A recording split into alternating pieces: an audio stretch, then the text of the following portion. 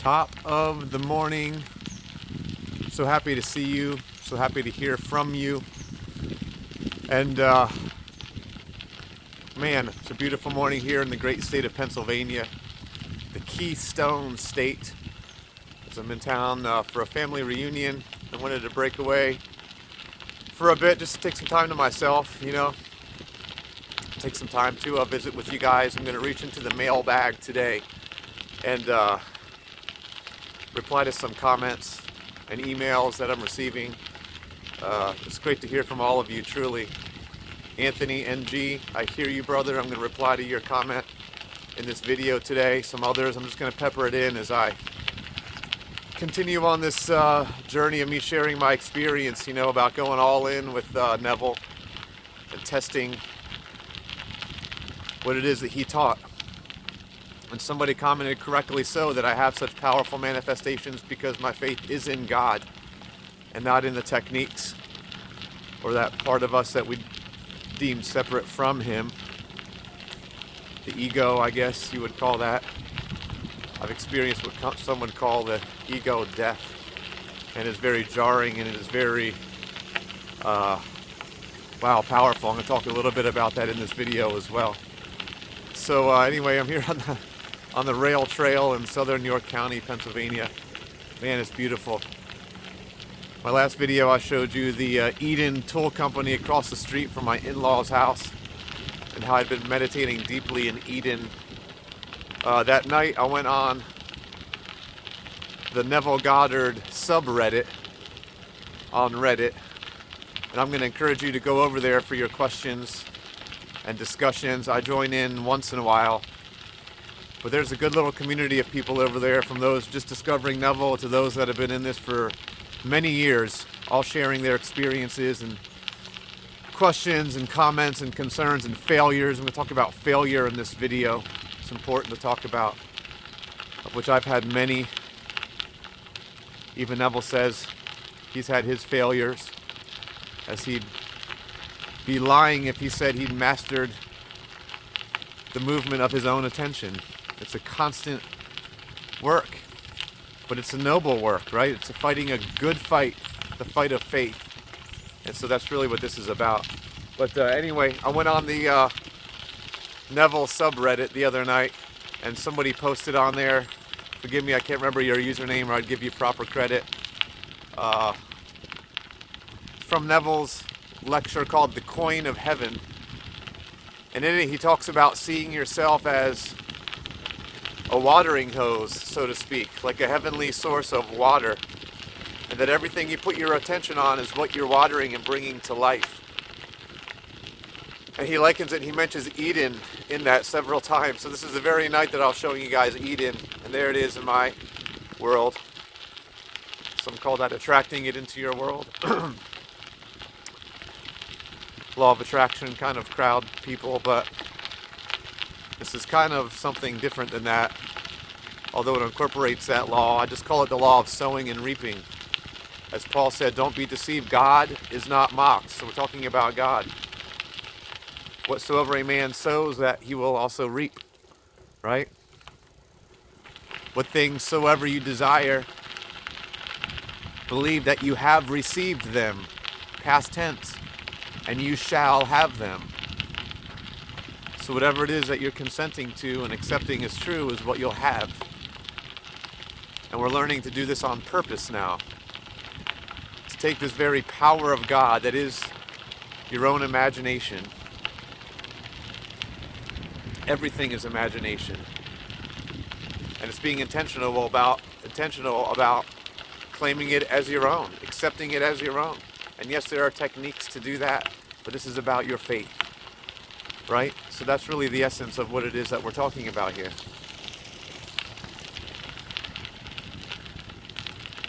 I must look ridiculous riding down the trail with a selfie stick. I've never been a selfie stick kind of guy. Well, part of this journey is, man, you just stop caring what people really think, you know, and be free to express yourself. So anyway, Neville has a technique that is helpful in applying these great truths. He has one called I Remember When, where you place your desire as no longer being a desire. That's the essence of this thing, guys. It's no longer a desire because you already have it. And so Neville teaches a technique called I remember when, to put it in your past, to help your mind grasp the fact that it is already yours. So imagine you got it a month ago, that promotion at work, and you can tell yourself, I remember when I was promoted at work, and it came in the most unassuming, unlikely manner. Isn't it wonderful that I have such a giant raise in pay and in vacation or holiday time? So you put it in the past. So that's Peter in the Bible. Remember, his name translated is hearing. So in the first letter of Peter, he makes the famous statement, by his stripes you were healed. Your healing is already in the past tense. It's already yours. So this is what you contemplate and meditate upon and accept as true for yourself. And you simply live and think from the end of that it is yours. It's already yours now. But I want to talk to you, Anthony NG, my friend. You're on the other side of the world, but we are united in spirit. Paul said, I'm with you in spirit. Why? Because we can think upon each other in imagination, and there we are. So there's no limits or bounds to this thing. But if you comment on my channel, I'm going to assume that's fair game to teach from. So just know that if you don't want your material discussed publicly, you can email me and I will not share it unless you give me your permission to do so. So I'll never just share something without asking unless you make it public on my channel. Failure. I've had lots of them. Anthony wrote in because he's frustrated and angry that it's not working for him, but it's seemingly working for everybody else in their families. Anthony, my friend, I've had so many failures. I'm going to tell you about them and why they're important. First of all, I'll talk about one that's familiar with my daughter Kylie. You've all seen the video, I hope. If you haven't seen it, see episode 1.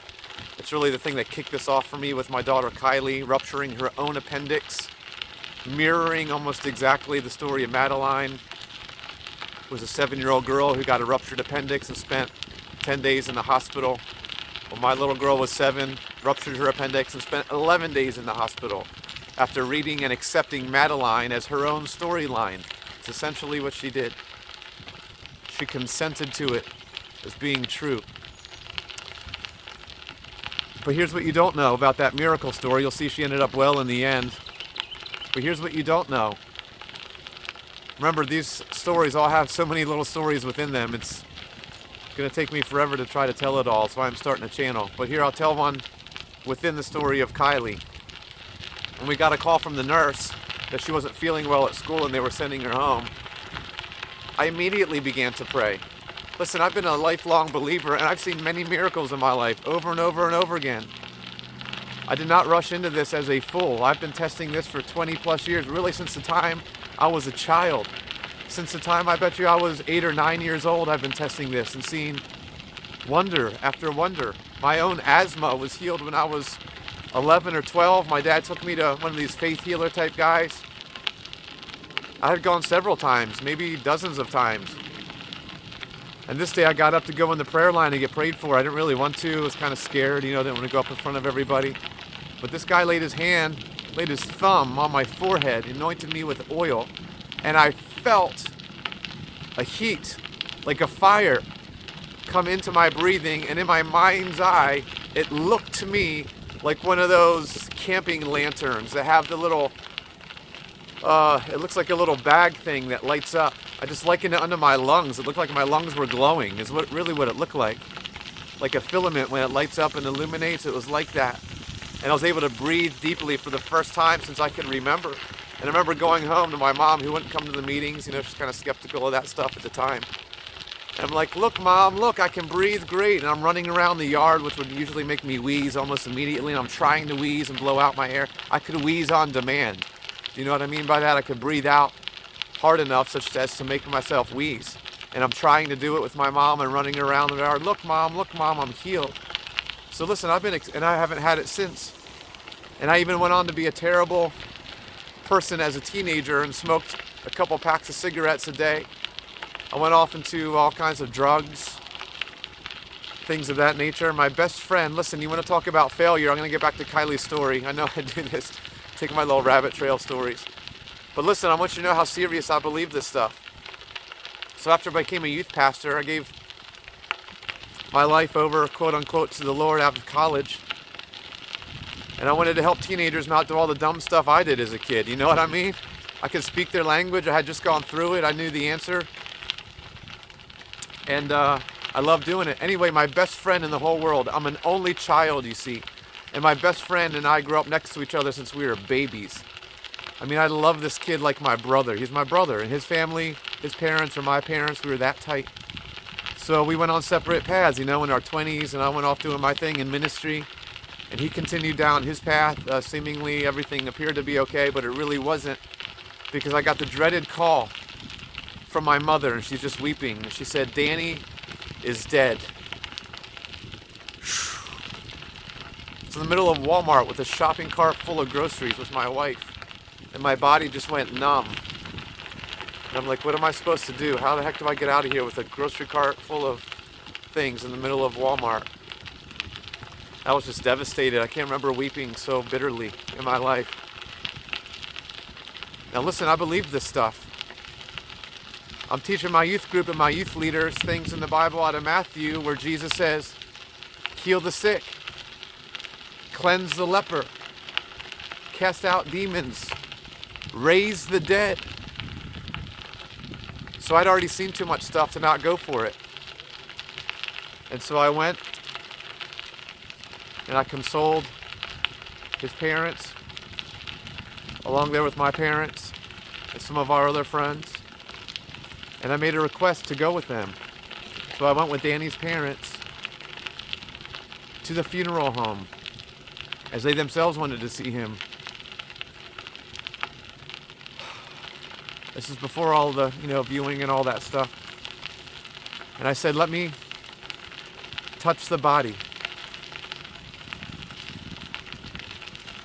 Because Jesus told me that I could lay hands on the sick and they would recover. That these would be one of the signs that follow them that believe. It's in the Bible. And I laid my hands on him, fully convinced that he was going to get up. I'm telling you, I was praying fervently in the Spirit. Remind me to tell you a story about the prophet Elijah praying fervently in the position of travail. The way women back in that culture would give birth to a baby is the position that Elijah's in, praying with a travail, with a fervency of spirit.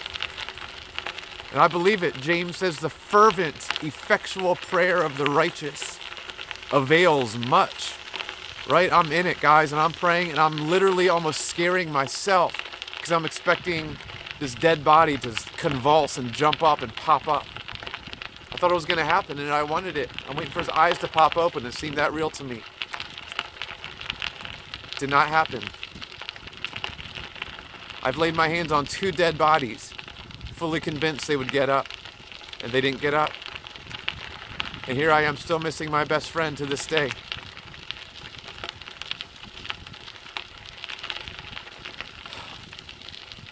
So Kylie comes home from school. This is pre-appendicitis, because she's not feeling well, and I immediately pray, as I do for my children, and often they're better. Not always. Listen, I haven't mastered this stuff. I haven't. Anthony, I get just as frustrated and angry about it. And I'm telling you that it's okay, and you should, because it's part of searching out a matter. It's the glory of a king to search out a matter. Search it out honestly for yourself. That's the point of this thing. So Kylie, here's my point I want to make in Kylie's story. You know the glorious end of it, but you don't know all the anticlimactic turns. I've alluded to them. What you got to understand is I'm praying fervently the whole time that she comes home. From the first second I get the call. My wife gets the call from the school nurse that she's coming home. I'm praying for her. Get in bed, hon, you'll be fine. Give her some medicine, some Tylenol to feel better. Lay down and rest. You'll be fine. A lot of times kids just need to rest it off. Gets worse. I pray more fervently. And I feel that pressure, that negativity pressing in, right? The voice of Satan pressing in. Now she's throwing up. Now she's starting to get in severe pain, and I'm watching my little girl suffer. And so I rush her to the urgent care. She gets Zofran to help with the vomiting, but it's not helping. They take an x-ray, it shows she's constipated. They treat her for that. They send us home with some Miralax, and 24 hours later, a enema, thinking that would help relieve it. The pain is getting worse 24 hours into it. I'm rushing her to the hospital as it's getting more severe. Now, it doesn't sound like a long time to you, but getting 3 days into this thing and none of the treatments are working feels very, very intense. If you've ever had a kid vomiting violently from the stomach flu, that's what we thought it really was. We thought the doctor got it wrong, it was just the stomach flu. I've had it, it's terrible. It feels like you're dying. If you ever watched a child suffer violent vomiting all night long where you're not sleeping, we're tapping every hour or two and nobody's sleeping, you know how terrible it feels. So this is days I'm going on and I'm deep in prayer and doing all the best medicine I know and none of it's working. Listen, Anthony, I was angry, dude. I was frustrated. I was scared. And yes, I understand that if you still have fear in you, you haven't been perfected in love. Perfect love casts out all fear. But it's not working, right? And so I rushed her to the hospital. And you know the rest of the story because you heard the story. By the time we got to the hospital, they diagnosed her with appendicitis. And I can't believe it because that's the very thing that she's believing of herself after reading the Madeline story, that she has appendicitis. Just 1 week after reading the story, she now has it. And so I'm slowly connecting these dots to the power of what Neville's really teaching in its fullness. I found Neville a week later. And here we are in the hospital, though, for another 3, 4, 5, 6, 7, 8 days. And nothing is getting better, and all of it's getting worse. And they're giving my daughter a very grim prognosis because the procedures to drain her infection site aren't working. The best antibiotics they have aren't working. The PICC line running through her arm to pump these powerful drugs into her body, none of it's working. And this is the time that you grit your teeth. I'm telling you, it's the suffering of Christ, man. It feels like you are dying. Everything inside you is being torn apart. Well, I'll quote the great John Foreman from Switchfoot, my favorite band. Listen to John Foreman's lyrics, guys. Beautiful stuff in the light of Neville's theology. It's beautiful. In his song, I'll link it below. I can't think of the name of it. But in his one song, he says, well, maybe that's where life is born. When our facades are torn. Pain gives birth to the promise ahead. Well, it's one thing to receive the promise, as Neville says. It's another thing to receive what is promised. So I'd already received the promise spiritually for my daughter that she was going to live and be well and not die.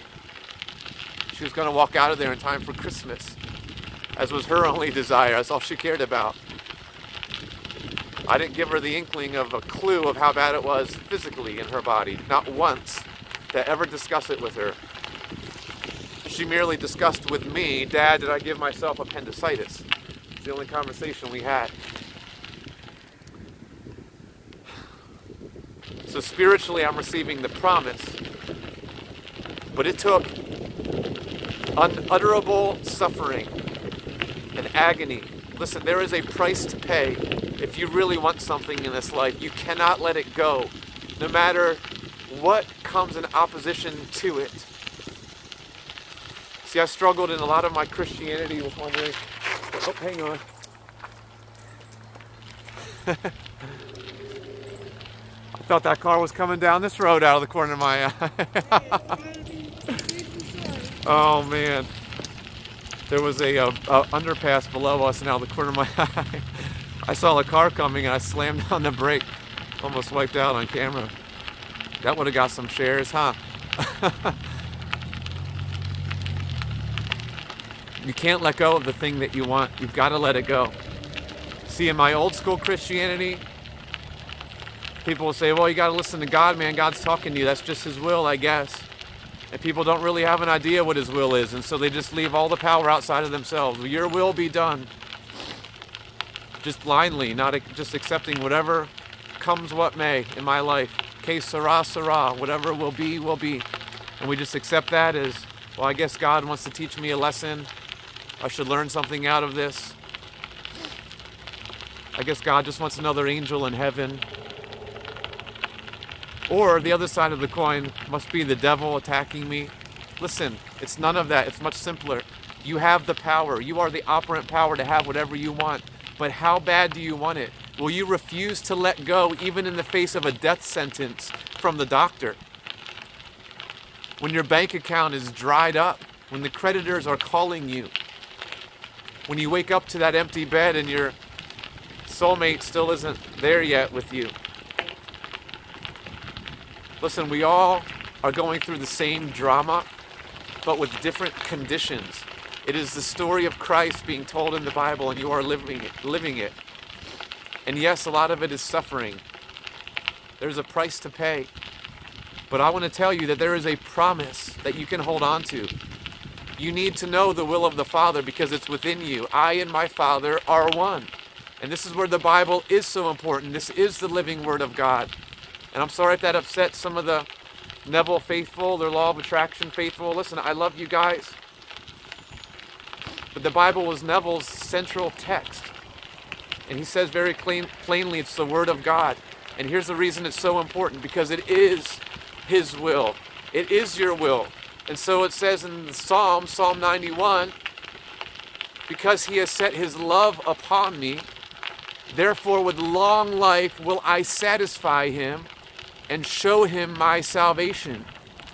The literal translation actually says, cause him to look upon my salvation. Meaning you're going to see the salvation of imagination, of the law, of the Lord over and over and over all the days of your life. And so you can know that the promise for you is long life upon the earth. Psalm 92 says that even in old age, you'll be flourishing, full of sap and vitality. You can burn bright into your 90s, into your hundreds. But if you don't know that's the promise for you, then you're just going to be like those tossed to and fro, saying, Que sera, sera, whatever will be, will be. And maybe if I had believed that, I would have just accepted the sentence of Kylie's physical condition without continuing to persist, to endure, to have long suffering. Yes, it hurts. I felt beyond the point of breaking, I promise. I was a broken, dead man in many ways. And you know what? If that's what it takes for her to have life, and for me to have life as I'm having life back in my body, and my dad has his back as his aneurysm disappeared, then so be it. It appears as failure, but I want to tell you it's not. It is strengthening and it's for overcoming. So don't turn back. Trust your own imagination. Go all in. You've come too far to turn back now. Don't be Lot's wife turning back and becoming the pillar of salt.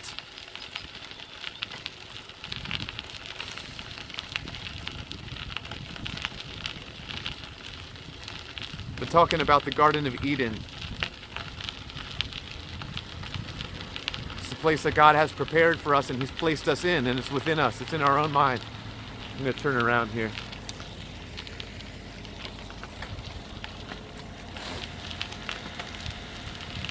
If you read your Bible, it's very beautiful in Genesis chapter 2.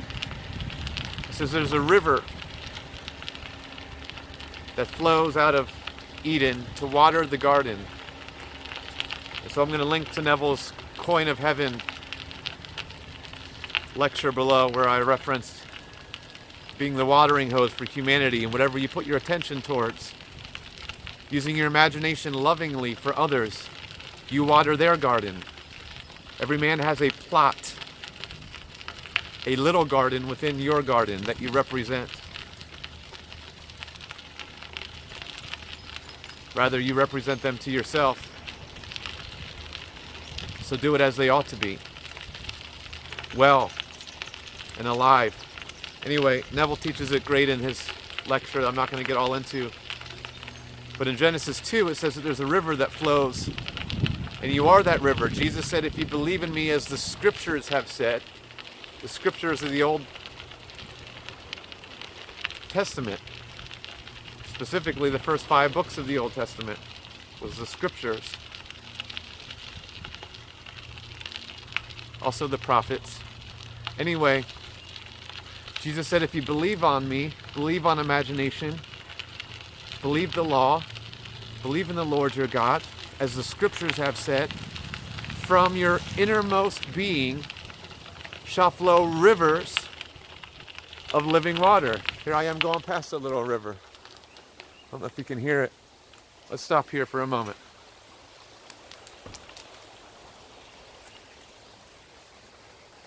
I don't know if you can see that. It's a lovely little babbling brook behind me. Okay, rivers of living water. In Genesis, it says there's a river that flows out of Eden, which we know is the garden of your own mind.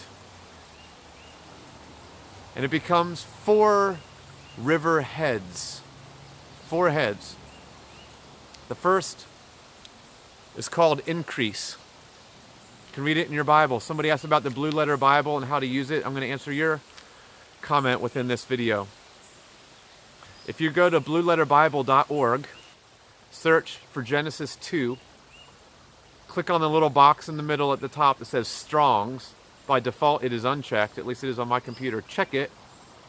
And it'll allow you to click on any word and look at the Hebrew meaning there in the Old Testament, or the Greek meaning there in the New Testament. It's very rich and wonderful. You can use it on your app. On the app, you have to click on the verse, and then click on the top option that says interlinear, and then scroll down and click on the word you want, and you'll be able to see the original meaning. Just start reading through it and just assimilating some of the information. So the first river is called increase. In your Bible, it'll say Pishon. But when you click on the lexicon in there, the Strong's, you'll see that it means increase or overflowing. The other river is called breakthrough or bursting forth. The third river is called rapid. And the fourth river is called fruitfulness. So imagining being the fountainhead of all of creation has these qualities to it. There's a place of increase. There was a famous book years ago written called The Prayer of Jabez, taking an obscure little passage in the Old Testament, asking God to increase my territory, expand my borders. This is about increasing your capacity to live life, to enjoy life, to have faith, to know God, to grow in the knowledge of God. This is what Paul said about. He labors endlessly till we all come to the unity of the faith. Right? There's only one faith, and that is that Jesus Christ is in you. And he is your own imagination. And the imaginal world is the real world. It's the kingdom of heaven.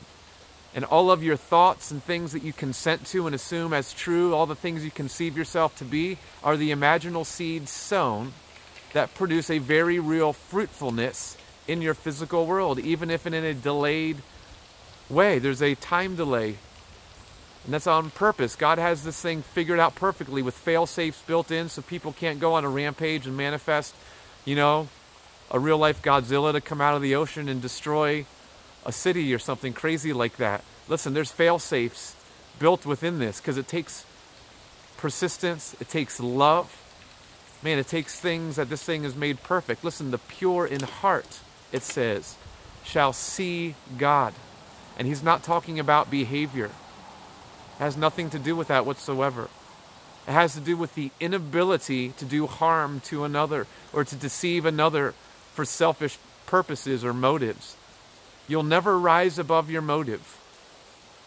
At the end of the day, that's what this is about, your pure intention, a pure motive of self-sacrificing love. Will you give your all, your divine energies, your fervent prayer, your faith, a relentlessness that doesn't let go for something that you love, for someone that you love, even against all odds? I mean, how many stories have you heard of people that were told they'd never walk again, that they'd be paraplegic, and they refused to accept that, and they battled. And listen, it was a fight, and there's days of victory, and there's days of defeat, I promise. And it's a battle, but they've overcome it. How many times have you heard these kinds of stories? You can do it. It's the power of imagination, and you have the same imagination. That is the beauty of this thing. That's the beauty of it. All right, well, my time's about up. I'm going to try to keep these videos to that 30-minute range. I could go on and on. I want to teach you more, so look to another video here coming shortly. I want to discuss some of the blueprint that I see for the ways that imagining will bridge itself into these realms of everyday life and society. This is the answer for the end of bullying, the end of mass acts of violence. I mean, who knows if the next person watching this is the one that was contemplating something terrible for themselves or others. Listen, have hope. For the love of God, have hope. You are here on purpose. Your truest essence is infinite love. It's the true self. It's your dimensionally higher self, if you have to think of it that way. Listen, you are perfect. If you can see it, you're perfect. Man looks upon the outward appearance, but I promise God sees the heart. He sees the heart, the real you. And he sees you with a burning, ecstatic love, life, joy that's beyond description. There's no metaphor of words. It's just joy unspeakable and full of glory. And it's yours. So accept it as true for yourself. Right now, take a moment. We'll end it with this. Let's do this. Let's take I'll extend this video a little bit and take the last few minutes for a little guided meditation. How's that? Somebody in the comments asked about that, so we'll do it. Keep writing in, by the way. I love to hear from you. I can't promise I'm going to get to you, but it helps me know what you're thinking, and I'll share it in a video if if it pops up. But here's all I do. You can do this in your waking moments. I love to do it when I can drift off to sleep, as I've said in other videos. That's Neville's main technique.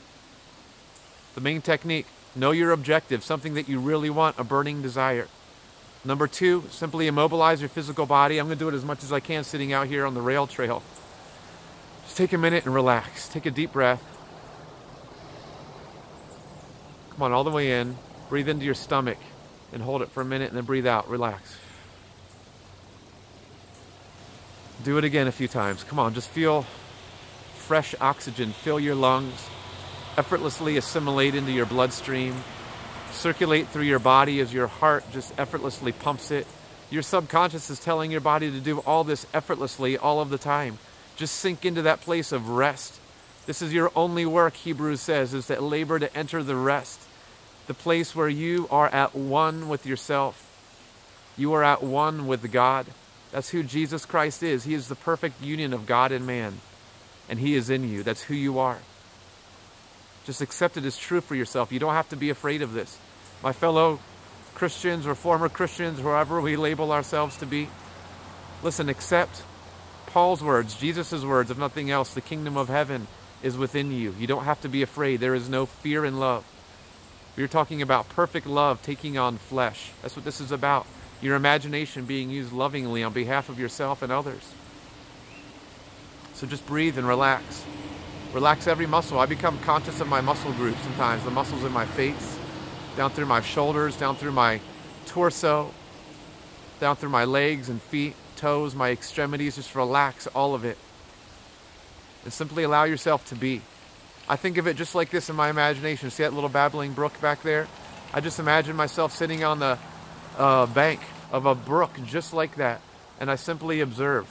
Just simply allow yourself to be aware of your surroundings. If people come into view, into your vision, things around you, just simply observe it like a little leaf floating down that river. Thoughts that come, just observe it and do nothing else. Allow yourself to simply be. Observe your breath. Observe your body. Feel its weight and its sensations. Observe your mind and your thoughts and your pattern of thoughts. You can observe the fact that you're thinking about your thoughts. And now simply settle in and rest even more deeply and more completely into that oneness with that silent observer, that great I am. And you'll see him in everyone if you look for it. You can salute the divinity of the great I am in every single person. In everything. Everything is held together and exists by him. It's Colossians chapter 1. Whether things visible or invisible, they were made by him, are held together by him, they consist in him. And he's all imagination. And so are you. And so from this place right here of being still, being complete, being whole, let the promises rise up within you that are yours. Receive them for yourself. Receive the promise. You too are complete in him, filled with the fullness. You too have rivers of living water bursting forth from within you. Your very own Eden, a place of increase, a place of expansion, enlarging your borders, enlarging your territories, a place of breakthrough, a bursting forth. It's a place of rapid. There's a quick work. Listen, this can be done in a day, this thing. Doesn't have to drag out because it's yours now. I remember when that fatty check showed up in my mailbox. I remember when I met my soulmate and how glorious it was. With his stripes, you were healed.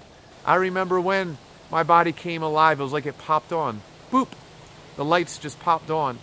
And I'm filled and I'm illuminated with the Spirit of the living God. And though we speak of him as another, we find that we're actually one. And he's so beautiful. And I just want to gaze upon his beauty all the days of my life. Listen, this is the place in imagination where you let the promise rise up and you receive it. And know that you've already received it. Not just that, but what is promised. Make it yours. Claim it to be true for yourself, for another. Come on, create a scene that implies that it's yours right now. Live in it. Don't think of it as if you're looking at a movie screen from afar. No, think from it. You are in it. This whole world is yourself pushed out. So see it lovely. See it reconciled to yourself as it ought to be. Water it. Come on, you are the divine watering hose, watering yourself with abundant life, watering all men with abundant life. Jon Snow, I see and hear you, brother. I love you, man. Hang in there. I know it's a rocky road. I love you. No, you're not under my control. All of the events of my life are for my learning, for me to learn about myself.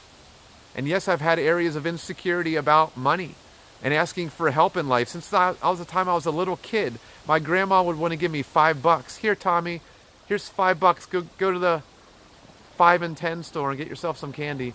Oh, thanks, Grandma. That's okay. You don't have to do that for me. Right? I've always had a low sense of self-worth. So yeah, I'm trying to overcome that. And I'm trying to figure out how I earn a living in my work and what I love to do. And that's teach, and that's encourage others, and that's speak. And I've done it for years and years for free. And sure, there's nothing wrong with a worthy hire. Don't muzzle the ox while he's treading out the grain. And so yes, I'm learning about myself and growing into a place of confidence in that. I'm learning and I'm praying about how this works, right? And so I'm writing a book. To me, that seems like a legitimate way for an equal exchange to share my life's experiences and journey and understanding and knowledge and expanding Neville's work in my own little way that I can, right? Expanding my plot, playing my part in the garden. And certainly that's worth something. Certainly people should give an exchange of value for that. So I don't know, I'm trying to figure all this out. So don't be mad at me, John.